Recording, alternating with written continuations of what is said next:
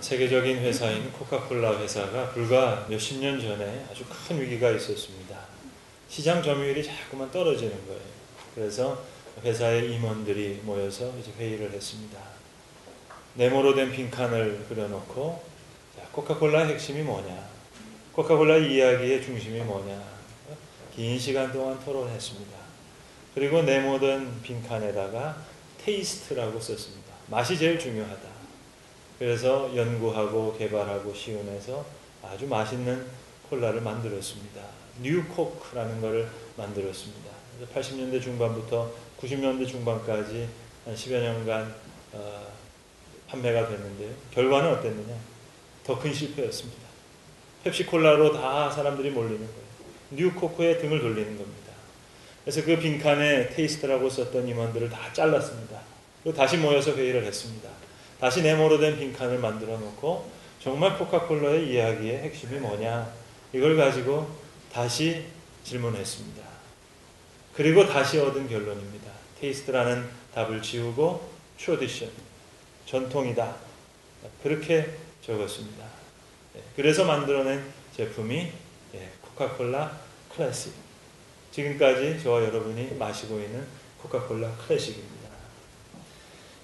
자, 이때 미국 사람들이 하는 말입니다. You've got to get your story right. 이야기를 제대로 찾아야 된다는 겁니다. 번지수가 틀리면 안 됩니다. You've got to get your story right. 오늘 성경에는 예수님이 행하신 상당히 이상한 이적이 하나 있습니다. 제가 개인적으로 평가하기에는 예수님이 하신 이적 중에서 가장 기이한 이적 같습니다. 베세다라는 마을에서 한 맹인을 만나서 그 눈을 뜨게 해주셨는데 왜 단번에 고쳐주지 않았느냐? 왜 두 번에 걸쳐서 고쳐주셨을까? 저는 이게 참 이상합니다. 요즘에는 병원에서도 재수술이 있고요. 쌍꺼풀도 리터치가 필요하다면서요. 근데 아니 예수님 능력이 부족하신 것도 아닌데 한 번에 고쳐주시면 되지 왜 두 번에 걸쳐서 이 맹인의 눈을 고쳐주셨을까? 이게 궁금합니다. 주석을 찾아봐도 뾰족한 대답이 없어요. 신학자들에게 그렇게 확실한 대답을 얻지를 못했습니다. 저는 예전에 한 10년 가까이 교회 중등부 교육자를 많이 했기 때문에요. 어디 뭔가 벽에 부딪힐 때는 중2한테 물어봅니다. 북한도 제일 무서워하는 중2. 물어보면 물론 정답은 얻지 못하는데요. 최소한 재밌는 답은 얻습니다. 그래서 제가 예전에 중학생들한테 물어봤어요. 예수님이 왜 두 번에 걸쳐서 맹인의 눈을 안수하셨겠느냐? 그랬더니 대략 한 3가지 부류의 대답이 나오더라고요. 첫 번째 대답은 주로 모범생들이 하는 대답인데요. 예수님 능력이 많으시니까 잘못 눈을 대면 이 사람이 슈퍼맨이 될 수도 있고 600만 불의 사나이처럼 그냥 다 뚫어볼 수도 있으니까 조심조심하게 1.5, 1.5, 2.0, 2.0 이거 맞추시느라고 2번 이렇게 하셨죠. 그렇게 대답하는 아이들도 있고요. 속되게 말해서 이 중2가 좀 골 때리잖아요. 껄렁껄렁한 애들은 그래요. 목사님 남자가 쪼잔하게 한 번, 2번 이런 거 따지지 말고 대충 넘어갑시다.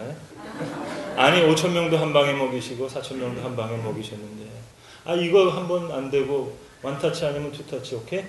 그런 애들이 있어요. 이런 껄렁껄렁한 애들이 나중에 아마 훌륭한 장로님도 될 것 같아요. 세 번째 부류의 이제 대답이 있습니다. 제가 제일 좋아하는 대답인데요. 이런 아이들은 아마 목사가 될 가능성이 좀 많은 아이들 같아요. 목사님, 성경을 보세요. 예수님께서 첫 번째 고치실 때 침을 뱉으셨잖아요. 그것도 눈에다가. 그러니까 희미하게 잘 안 보였죠. 2번 안수하실 때 성경을 자세히 보세요. 그 눈에 다시 안수하시면 싹 닦아주니까 이거 환하게 보이는 거 아닙니까? 하여튼 이 중2들은 그냥 냅둬야 됩니다.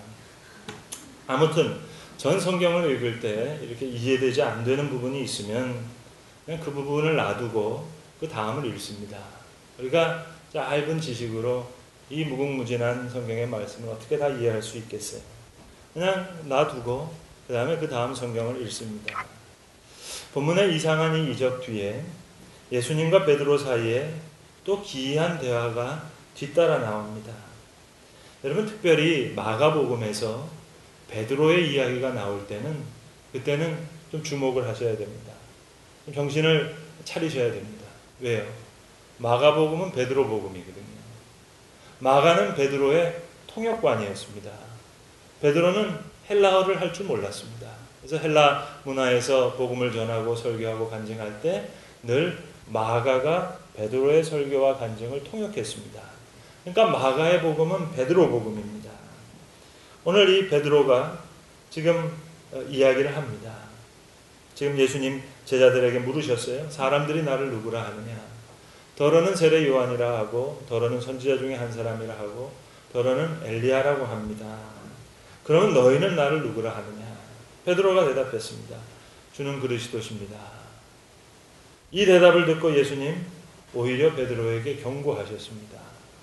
30절에 보는 대로 이제 자기의 일을 아무에게도 말하지 말라 하시고, 여러분 베드로의 대답이 정답입니까? 오답입니까? 그러니까 이 마가복음에는 이 장면이 묘하게 겹쳐집니다. 예수님 맹인에게 안수하셔서 눈을 떠긴 떴어요. 근데 보는 것은 희미해요. 이 맹인. 눈은 떴으나 잘 보지 못하는 이 맹인의 이야기와 베드로의 이야기가 서로 겹칩니다. 두 이야기가 서로의 이야기들을 해석해주고 있어요. 베드로가 믿음을 고백했어요. 그런데 아직 홀 스토리를 알지 못하는 것 같아요. 그래서 예수님께서 다시 말씀해 주십니다. 맹인의 눈을 다시 안수하시듯이 베드로에게 다시 말씀해 주세요. 인자가 많은 고난을 받고 장로들과 대제사장들과 서기관들에게 버림받아 죽임을 당하리라.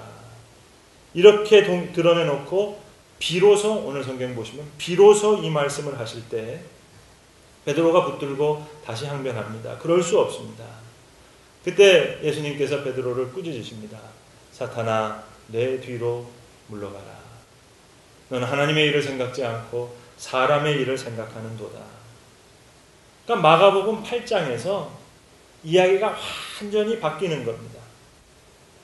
지금까지는 모든 이야기가 능력이었어요. 더러운 귀신 들린 자를 고쳐주셨어요. 나병 환자를 깨끗하게 해주셨어요. 중풍병자를 고쳐주셨어요. 많은 사람들을 고쳐주셨어요. 안식일에는 손 마른 사람을 고쳐주셨고요. 바람과 바다를 잔잔케 하셨고, 유대 땅과 이스라엘에서만 이런 기적을 베푸셨던 것이 아니라 거라사인의 땅에 가서도 군대 귀신 들린 사람을 고쳐주셨어요. 야이로의 딸도 일으키셨고요. 예수님의 옷자락에 손을 댄 여인도 고쳐주셨어요. 5,000명도 먹이셨고 바다 위도 걸으셨고 또 다시 4,000명도 먹이셨습니다. 모든 이야기가 예수님의 기이한 능력에 놀랐더라. 마가복음 8장까지 모든 얘기가 능력, 놀람. 능력과 놀라운 이야기로 가득 차 있어요. 그런데 예수님 늘 큰 이적을 행하실 때마다 말하지 말라. 사람들이 놀라서 예수님 앞에 엎드려서 말합니다. 당신은 하나님의 아들이라고. 그런데 그때마다 마가복음을 자세히 보시면 예수님 늘 많이 경고하셨어요. 말하지 말라고. 여러분 왜 그렇죠? 이해가 되지 않지 않습니까?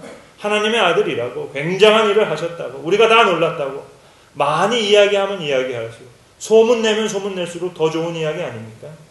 그런데 예수님 많이 경고하셨어요. 왜요? They didn't get their story right. 제대로 이야기를 알지 못하니까.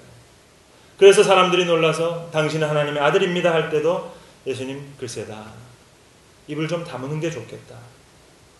오늘 본문에서도 맹인을 다시 안수하셔서 모든 것을 밝게 봤어요. 그런데도 이 사람에게 마을에게는 들어가지로 말라. 마을로는 들어가지 말라 하셨습니다. 오늘 베드로가 주는 그리스도십니다. 고백했어요. 정답입니까? 오답입니까? 주는 그리스도십니다. 맞는 말 아니에요? 그런데 다시 예수님께서 베드로의 입을 막으세요. 베드로야, 너 아직 모든 이야기를 잘 모르는 것 같다. I don't think you get your story right. 그 얘기예요. 맹인의 이야기와 베드로의 이야기가 서로 해석해 주는 겁니다. 아무에게도 말하지 말라. 베드로는 지금 성공의 열차에 올라탔다고 생각했어요. 근데 예수님께서 전해주신 이야기는 능력의 이야기가 아니었습니다. 성공의 이야기가 아니었습니다. 번영의 이야기가 아니었습니다. 저는 상상해봐요. 베드로가 전했던 간증은 뭐였을까? 베드로가 말씀하셨던 설교의 내용이 뭐였을까? 또 마가가 통역했던 베드로의 그 간증. 저는 상상해 봅니다. 오늘 이 본문이 베드로의 설교가 아니었을까? 베드로가 헬라 문화에서 말씀을 전할 때 마가가 통역했던 내용을 오늘 글로서 여기 다시 기록한 것이 아닌가, 그런 상상을 해봅니다. 제 상상이 맞다면 상상이지만 베드로는 이렇게 설교했을 거라고 저는 생각해요. 자, 이제 베드로가 간증하는 겁니다. 이렇게 간증한, 여러분 아시는 대로 제가 좀 미련하잖아요. 제가 좀 형광등이잖아요. 다 지내놓고 보니까 이제 조금 알 것 같습니다. 벳세다에서 주님께서 맹인을 고쳐주실 때 2번에 걸쳐서 고쳐주셨습니다. 나사로야 나오너라 단 한 번 외치셨던 분인데, 달리다 쿰, 소녀여 일어나라 단 한 번 외치셨던 분이, 벳세다에서 그 맹인 한 번에 고쳐주실 수 있었을 텐데 죄차 안수하셨습니다. 왜 그러셨을까 했는데, 지금 생각해 보니까 모든 걸 분명히 보지 못했던 그 맹인, 예수님 그 맹인에게도 마을에 들어가지 말라 하셨는데, 지금 보니까 주님은 그리스도십니다 대답했을 때도 제 입을 막으셨습니다. 모든 사람이 주는 하나님의 아들입니다 말씀하실 때도 그때마다 너희 말하지 말라고 많이 경고하셨습니다. 가이사랴 빌립보를 지날 때 헬몬산에서 많은 물이 콸콸콸콸 쏟아나면서 갈릴리 호수로 들어가는 그 헬몬산 기슭, 그곳이 너무나 좋아서 가이사랴 빌립보, 가이사의 이름을 따서 로마 군대들이 주둔하고 있는 그 진영을 지날 때 많은 병정들이 있고 군대가 있는 그 모습을 보면서 제가 용기를 내서 당당하게 대답했습니다.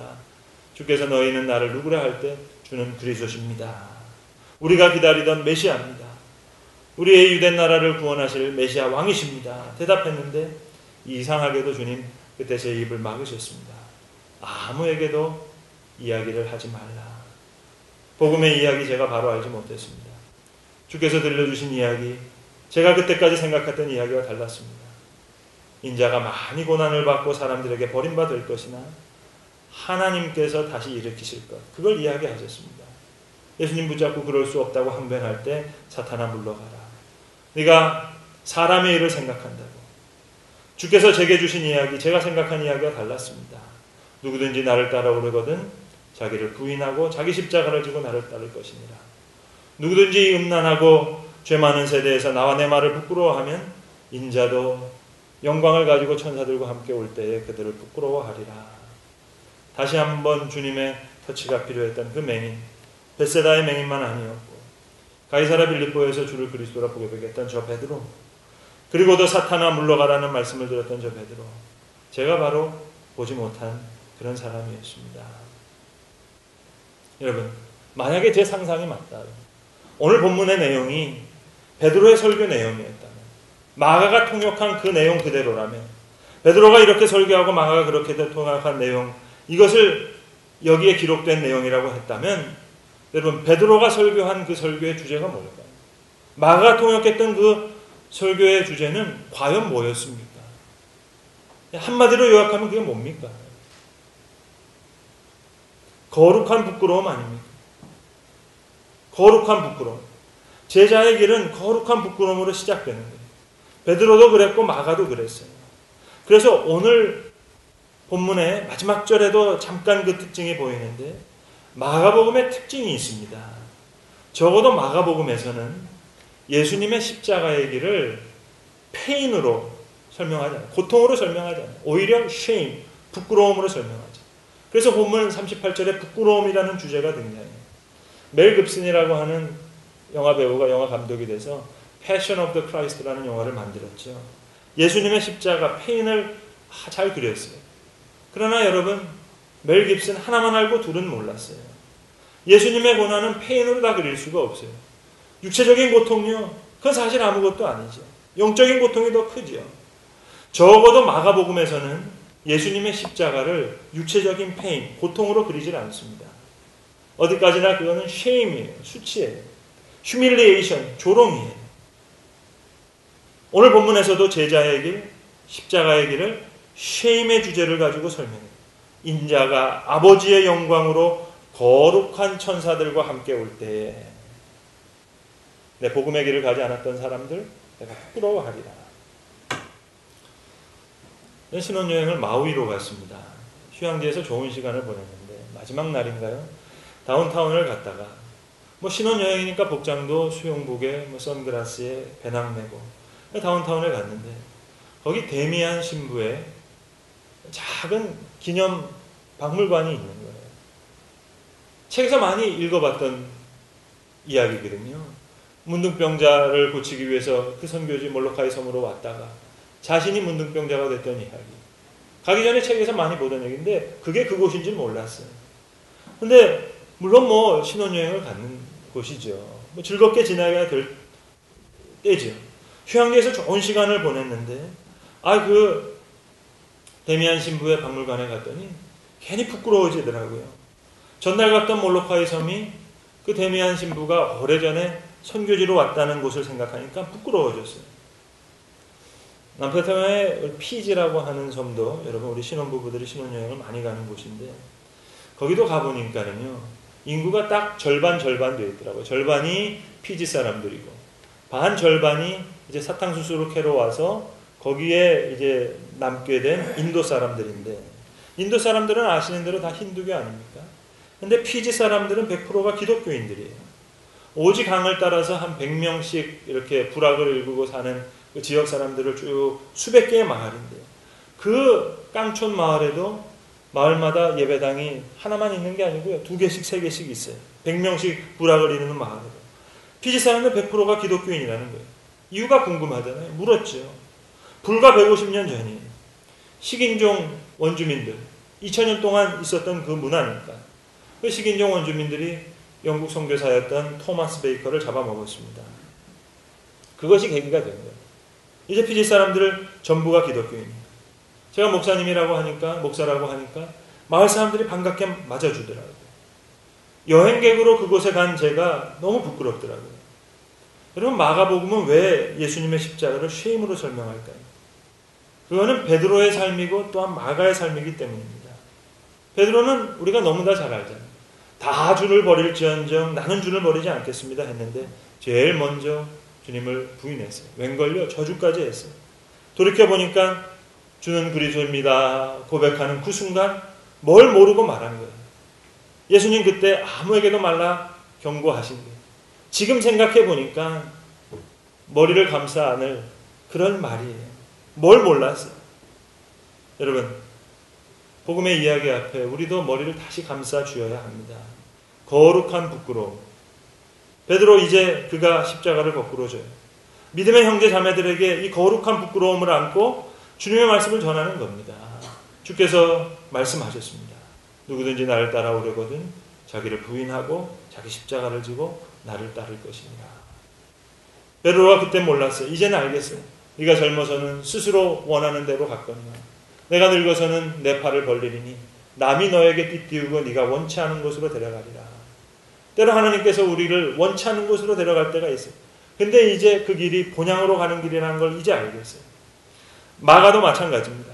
거룩한 부끄러움. 거룩한 부끄러움으로부터 시작된 제자의 길이에요. 마가 유명한 예루살렘 마마보이 아닙니까? 바나바의 조카로 바울의 1차 전도 여행을 동행했죠. 가는 와중에 너무 길이 힘들어서 예루살렘으로 돌아왔습니다. 이것이 계기가 돼서 바울과 바나바가 큰 싸움을 일으킵니다. 성경에서 심히 다퉜다 했으니까 어느 정도로 심히 다퉜겠어요. 2차 전도여행에 바울은 마가를 데리고 갈 수 없다 해서 바울을 등지고 신라와 여행을 떠납니다. 그런 마가였어요. 근데 바울이 여러분 마지막 편지인 디모데후서를 쓸 때 뭐라고 얘기합니까? 지금 나에게는 의사 누가만 남아있다. 다 누구는 떠나고 다 떠나고 누가만 나와 있는데 디모데야 네가 나에게 속히 오라. 네가 올 때 마가를 데리고 오라. 그가 내 일에 유익하니라. 왜요? 그 후에 마가가 변했거든요. 베드로의 통역으로 귀한 일을 감당했거든요. 마가가 복음서를 기록하면서 예수님 잡히시던 날 밤에 발가벗은 몸으로 도망가는 한 청년의 이야기를 딱 한 줄 집어넣습니다. 자기의 얘기죠. 마가의 다락방에 예수님의 제자들이 함께 유월절 잔치를 하고 있어요. 젊은 마가가 일찍 잠이 들었어요. 근데 주섬주섬 제자들이 다 일어납니다. 겟세마네 동산으로 갑니다. 베고 있던 이불호청을 두르고 그저 따라갑니다. 로마 병정의 손에 이불호청이 잡혀지고 벌거벗은 몸으로 어두움으로 향해서 들어가는 거예요. 이게 마가의 이야기입니다. 여러분, 마가가 베드로의 거룩한 부끄러움의 간증을 통역해. 이건 베드로만의 이야기가 아니죠. 마가 자신의 이야기죠. 그래서 적어도 마가복음은 예수님의 십자가를 페인으로 설명하지 않아요. 오히려 쉐임으로 설명하죠. 오늘 본문 38절에도 그것이 잠깐 보입니다. 여러분, 한국 월드컵 축구 보셨어요? 제일 열심히 뛴 선수가 제일 서럽게 울던데요. 그런 겁니다. 말씀 다시 만날 때 우리도 울게 되는 거예요. 말씀을 다시 들어야 감격하게 됩니다. 진짜 이야기를 우리는 많이 외면해요. 여러분, 성경학교 시즌이 다가왔습니다. 유년주일학교에서 여러분 제일 많이 만들었던 게, 저도 교사할 때 제일 만들었던 게 아마 노아의 방주, 7색깔 무지개 그거 아니었나 생각해요. 여러분, 방주 우리 여자 선생님들이 열심히 만들잖아요. 방주에 타고 있는 목이 긴 기린도 만들고 코끼리 코도 만들고 얼마나 예뻐요. 그래서 예쁘게 만들어가지고 이제 여름 성경학교 하죠. 근데 여러분, 사실 물에 빠져 죽은 사람들 그래야 되는 거 아니에요? 우리는 이렇게 성경의 이야기를 우리 편에 좋게 예쁘게 만들면서 진짜 이야기를 외면해요. 하나의 눈물이 있잖아요. 인간을 만드시고 후회하시고 비통해하시는 마음, 예쁜 기린 목, 코끼리 코 감춰요. 진짜 이야기에 등을 돌려요. 오늘 성경의 이야기, 이 이상한 이적, 이 이상한 말씀, 마가가 여기 왜 기록했을까요? 베드로는 이 이야기를 왜 이렇게 마가에게 전해주었을까요? 오늘 성경의 이야기, 죄송하지만 이 자리에 있다고 다 이해할 수 있는 이야기는 아닐 겁니다. 현대의 신앙적 유목민들이 너무 많아요. 예배를 소비재로 환원시키는 소비주의적인 신앙인들이 너무 많아요. 그들은 복음의 이야기를 알 수 없습니다. You got to get your story right. We got to get our story back. 거룩한 부끄러움이 제자의 길을 걷게 합니다. 오늘 성경의 이야기, 베드로의 이야기, 마가가 전해준 이야기, 예수님의 이야기 다 들으셨습니다. 이 이야기의 길을 따르는 자들에게 여호와께서는 그들에게 복을 주시고 그들을 지키실 겁니다. 여호와께서 그의 얼굴을 이 길을 따른 자들에게 비추시고 은혜를 베푸실 겁니다.